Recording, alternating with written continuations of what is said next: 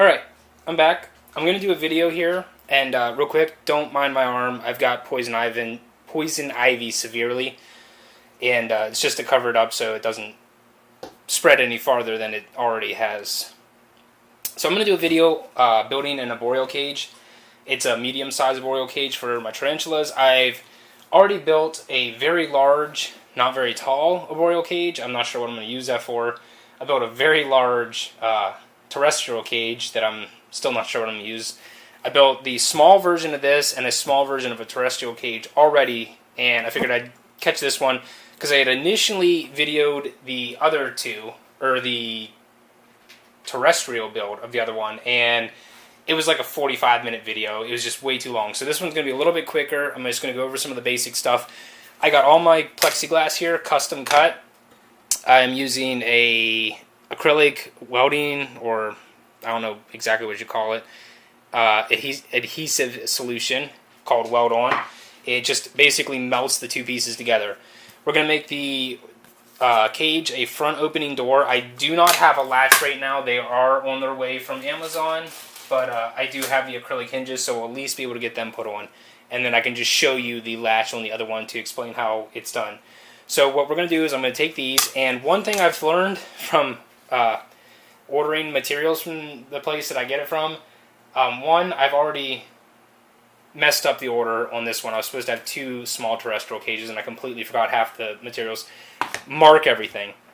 When they send them to you, depending where you get them from, they'll already be marked. Mark what they are so that you don't go through and drill holes in the back of your enclosure instead of the sides, and then you have to switch it around, and you end up with an extra piece of plexiglass that's not going to fit right, and you don't notice it, but you know it's there, and it irritates you. So these are the bottoms, these are the sides. We're going to go ahead and mark out and drill the holes here in the sides and the doors, and we'll be ready to go. So we'll come back when I'm ready to do that. Alright, so this is our top. Put an arrow on it so that you know which way you're going. So what I'm going to do is, for the top of the actual cage, there's going to be 1, 2, 3, 4 holes on top at the very back for ventilation.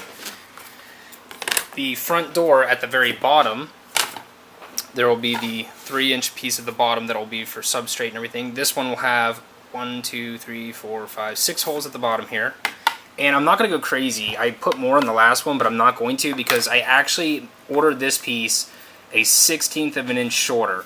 Because the issue I had with my larger arboreal cage when I did this is I found that they were actually tight. Like, to swing open and shut, they were a little tight. So I ordered this one a 1/16 of an inch thinner, so that when I go to place it, I can actually separate it just ever so slightly, so that this door up top can swing without catching this, and that'll actually create a little bit of an air vent itself. And then for the sides, I just drew a diamond pattern. It's kind of hard to see now, but there's one here, comes down, just kind of a diamond pattern. You can go crazy however you want, just as long as it's, you know, sufficient airflow is what I'm looking for, but not so much airflow that it's going to allow the environment to dry out. So this should work pretty good. I've seen designs like this on a lot of other ones. You don't have to get this crazy. You can just do straight across if you want. I actually did that in the small arboreal because of the size of it. So we're going to go ahead and get these put together, or drilled out. I'm going to show you how I'm going to do that. I will take this, place it on this big block of green foam, which I found to work really well. You don't want anything good behind it, because you'll see you're going to go through it. I ruined a cutting board like this. A 2x4 would work good, but this foam works really well. So I'm going to go ahead, take the drill, use a small enough drill bit, kind of just size it up for yourself. I believe I'm using like 7/32 of an inch or something like that. So be right back after I've drilled the holes. Alright, so we're going to get started on putting it together. Now I've got my table here that I've already been using, so it's got stuff on it. We're going to take the bottom, take the plastic off just the top, that way the bottom of this does not get scratched up when I'm sliding it around. Now, this material that I'm using in the applicator You've got to be very careful with it. If it drips anywhere, it's going to look like poop from your tarantula, but it's permanent. It basically melts. It's like it'll basically melt water spots on your material, and you won't be able to get it off. So what we're going to do is we're going to take this. We're going to rip the measurement off. I just want to double check something. Yep, it's a perfect square. So we're going to take that. We're going to take our back, peel the face of the back off. And I'm using the speaker just simply to give me something that's a 90-degree angle that I can push up against.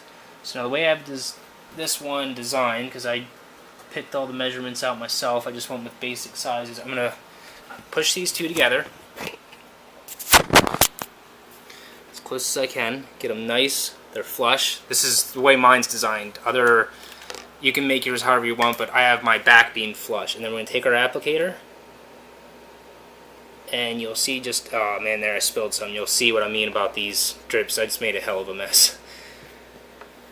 And you can see this corner didn't get a lot of the liquid in it, but the front did here. And you only need a little bit to actually get this to in here, which you'll see in a second.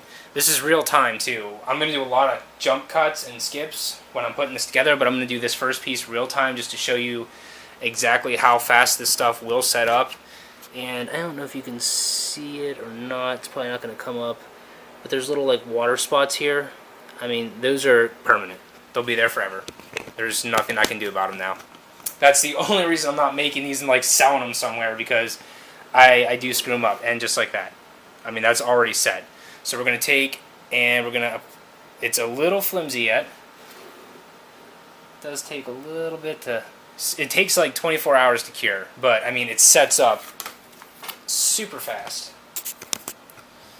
I wish this thing would stop tilting my camera when I'm doing that. So we're going to take one of the sides and attach the side. And of course, me having planned this all through, I left all my paperwork at the office with my measurements and everything on it. But I do remember how I wanted this to go. So the way my sides are going to be put together, get the camera in here again quick.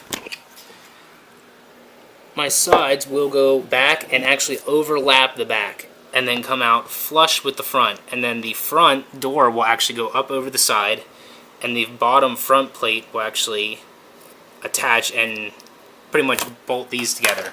So we're going to go ahead and turn this. Take this side piece, put it in. And I will go back over all the joints then, once this is set up a little bit here. Right now I just want to get the framework together. So now I'm not going to bring you too close like I did last time. I want to make sure I get a good seal here. But you will visually be able to see everywhere that your applicator is actually putting the liquid. Now, while that's curing, what I like to do is come up to the corner right here and put a very small drop and make sure that these two pieces fuse together. And that'll straighten this up good. I mean, just a small drop is all you need. I'm going to hold it in place for about 10 to 15 seconds.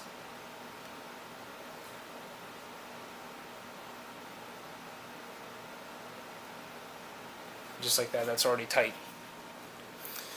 And I want to slide this a little bit because some of that material does slide out on the bottom and get stuck here, and then it gets a little tight. But it will not fuse. If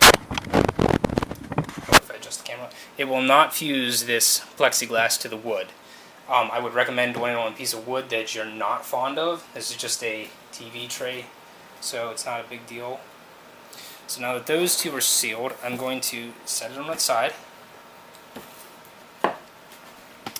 and run a bead down along the edge here.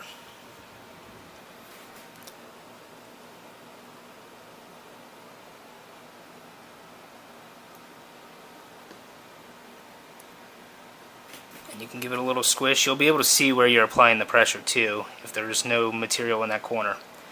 Now, on how watertight this is going to be, I'm not too awful concerned about that. If this was for like dart frogs or something that needed to retain water, then I would be a little bit more concerned. But this is just a arboreal cage, and as long as it holds the tarantula and does not let too much humidity out, I'll be pleased with it either way. So we're going to go ahead and throw the next side on. Like I've said, I've already assembled. This will be my fourth one of these I've put together. I'm by no means an expert, but I'm getting pretty darn good at it. Now this one's going to be a little tricky because I'm going to have to bring him around here, get him good and tight. That's why this, having a solid surface like this speaker or a jig made out of wood for just for this is extremely, useful. So go ahead and take this.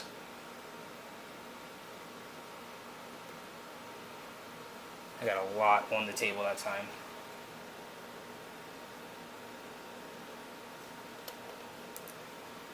Yep, there's some. So I want to wiggle that just a little bit. It's actually going in, and you can't seal the blue plastic. If you haven't peeled the blue plastic off, it won't seal. It'll just keep sliding around. But I don't know if you can see it or not. You can see how there's this blue right here. That's actually some of the liquid that's down on the table underneath the plastic, so it's not actually hurting that. I did have a spot before where the plastic was rippled here, and some of that material got down in there and actually left a design there. So what we're going to do though, let's go ahead and slide this away from where it's at, because you can see it sticks just a little bit, and this stuff actually does clean up if you take the time to scrape it off. But like I said, this is kind of just a junk table. I'm not overly concerned with it. I'm going to put a drop up in this top corner, pinch them together where I want them, put a small drop there. And this material, this liquid material, is so thin, I don't know if a needle would work, like a syringe, but it is so thin, if you try and take it out of the container and put it in here with like a straw, like how you used to take, a straw, put your finger over it and like lift your soda out and give it to a kid. I don't know if anyone else ever did that. But it's so thin that it actually just falls out of the straw. Like, you can't transfer it that way. That's why this applicator is necessary. But it's such a pain in the ass to use, honestly.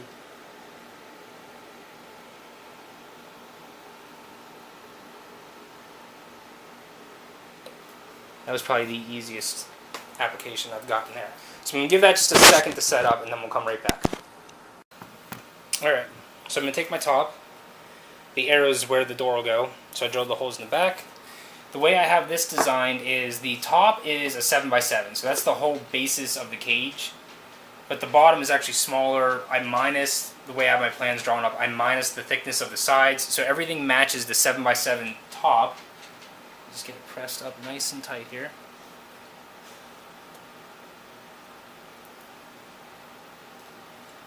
Alright, that looks good. And there's actually a very small lip right here. This is a 1/8 of an inch thinner than the top. So this is 6 and 7/8, I believe is what it was. So that the door actually sits on this seal, but the top overlaps the door. I'll show you what I mean then. But first I'm going to go ahead and make sure that I get this lined up and go ahead and get this thing sealed well. And that's going to make a little bit of a mess. Oh, son of a... So I'm going to have to drill the holes out on this side and fix that mistake then. That's on me. That was my mistake. I put the side in the back and the side here. So I got to drill holes out here. I'm going to leave this piece of plastic on. I got to drill holes out here. And then this won't matter though, because this is actually going to get covered with a piece of styrofoam background. I'm going to custom make it a background, and so that really won't matter. It's just an extra step I have to take, and it's extremely infuriating. So that is exactly why you got to mark everything so you know exactly where stuff goes and not do that. Alright, so we've got this in here curing right now. I need to remember to leave this side on, so I'm going to go ahead and take a marker and just draw a little design here so that I know not to take this off. Just draw a diamond there. I know that's upside down, but that way I'll remember not to take that plastic off. I can't believe I did that. I actually messed up my larger arboreal cage because I drilled the holes for the back panel and had to flip them all around. And I did that this time without even knowing I did it, so... Yep, there's a lesson to be learned there, which is, you know, something I fail to do all the time, which is measure twice and cut once. So what we're going to do is we're going to set my door in.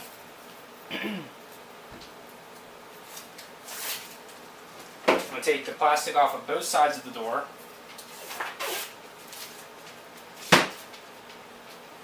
Whoa!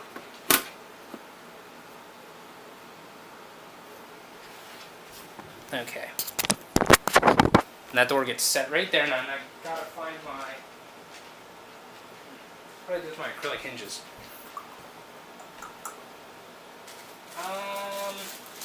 I had a pair of them and I took them with me somewhere, but I'm not sure where, so we're just going to grab 2 new ones.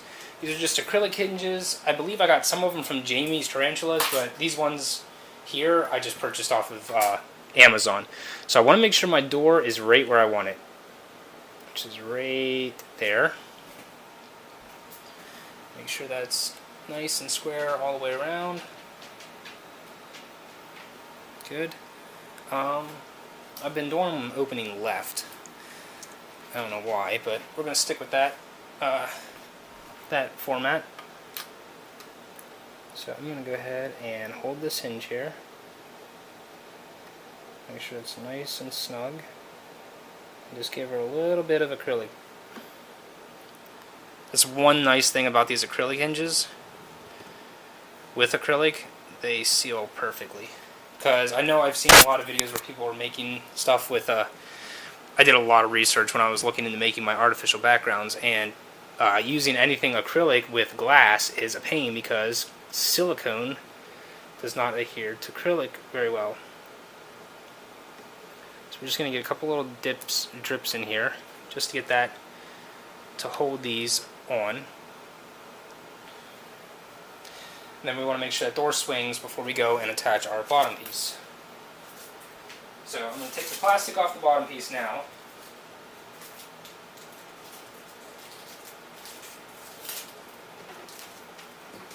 And I haven't really looked into making it that the top opens up also with the door. That's a design I'm going to look into though. I also want to look at making a bigger one with like a hide in it like the Dark Den does for pokies, because that's just awesome and that's something I want down the road. Alright, so that's on there.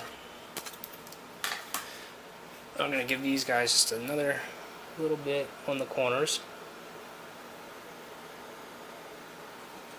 And then I'll actually add more to that once it's cured, or once it's set up. But so before we get any farther, while I'm waiting for that, I'm going to bring you over here and show you my last one I did that I did not screw up, surprisingly enough. So this is just a smaller version. As you can see, like I said, I just did a row of holes in the back. Up top I did just 3 here, 3 here. And then I did a lot more in the front. It is 764 is what the bit hole I used was. I did holes the whole way along the front here, and there is a bit of a gap, but I probably didn't need that many. Now, when the hinges are attached and you're attaching your latch, something I realized when I did my terrestrial cage, you want this to be firmly tight here. So unless you're putting 2 latches on, you want to make sure that this is snug. When I put my terrestrial on, I put this on, my actual piece here was loose. It's more, this is important, so I want to get in and actually show you guys. This piece here, as you can see, is as far to the right as it possibly can go. so that this latch actually is pretty snug coming off. You see how there's like tension there? If this piece is to the left, this latch will actually be loose and have play, and your door can actually wiggle. It's not difficult to do. You'll see it if you're doing these, but that's something you got to pay attention for.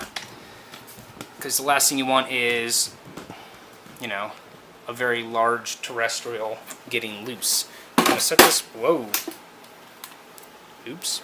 I'm going to set this on its side now that these hinges are good and tight. Put it back to where it needs to be.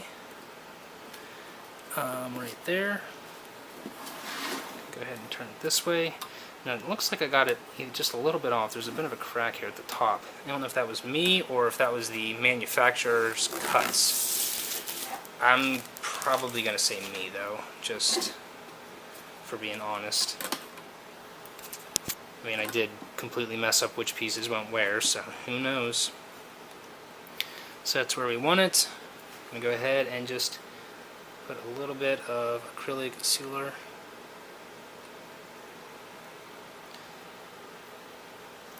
Wow, this, are you kidding me? Well,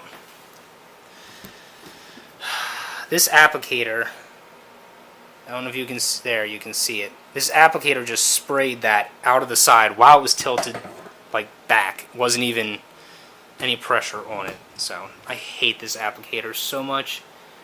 It is just such a pain. Oof.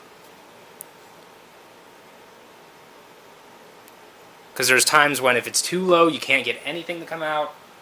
There's times when it just shoots out like that, and I'll have stains here on the side of my cage, which you won't notice much. Honestly, probably get covered with like crap eventually. But it's there, and it, and like right there was a drip coming down the end of that. That was going to drip and make a hell of a mess. I just don't understand this applicator.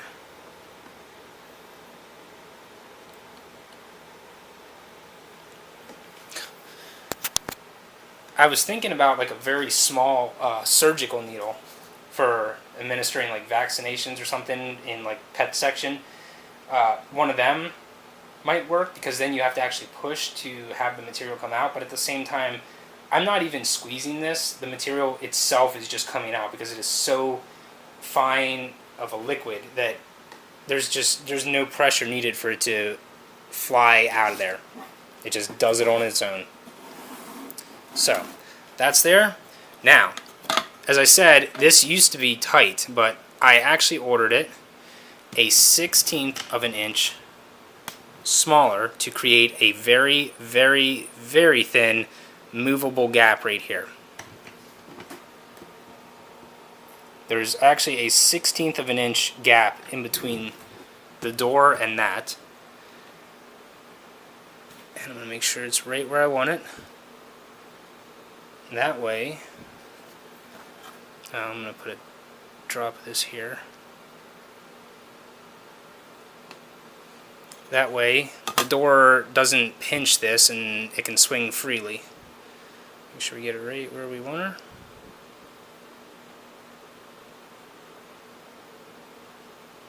And that's also going to allow just a little bit of airflow through. So I'm going to let this set up. Open the door, apply the material on the inside, peel all the plastic but this side off, and then this one will be done. If I had my hinge, it would take 15 to 20 seconds to apply the hinge like I did on my smaller terrestrial and pull all the plastic off, and it would be complete. And then I open it up and I'm going to let them vent. They got a cure for at least 48 hours to be completely done, but within 24 it says they're cured. 48 hours is the total recommended time. And then obviously you want to let them air out for like a week or 2 weeks or however long you can possibly allow it to air out before you're putting any of your tarantulas into these, because you want to make sure that they are safe for your pets. My Aviculera is going in the smaller one, and this one will be for either him or my Carbia versicolor, who is currently only a 1/2 inch. So this will have plenty of time to cure and vent out before it is needed. So that's it. They're pretty simple. Minus the mistake here, you could easily still pile a lot of substrate up in here and use this as a terrestrial in a pinch if you needed. I've actually considered doing this with my terrestrials. I kind of like having this little ledge here just in case they try to run away from you and run up. There's something there to stop them. So that's it. It's pretty simple. It's just getting the parts, getting the materials, and jumping in. Like I said, this is my third arboreal cage. I have another one of these yet, and then I've done 2 terrestrial cages already. It's pretty simple. I'll probably make a video about the terrestrial too, just to reiterate everything. So that's about it. I'll catch you at the next feeding.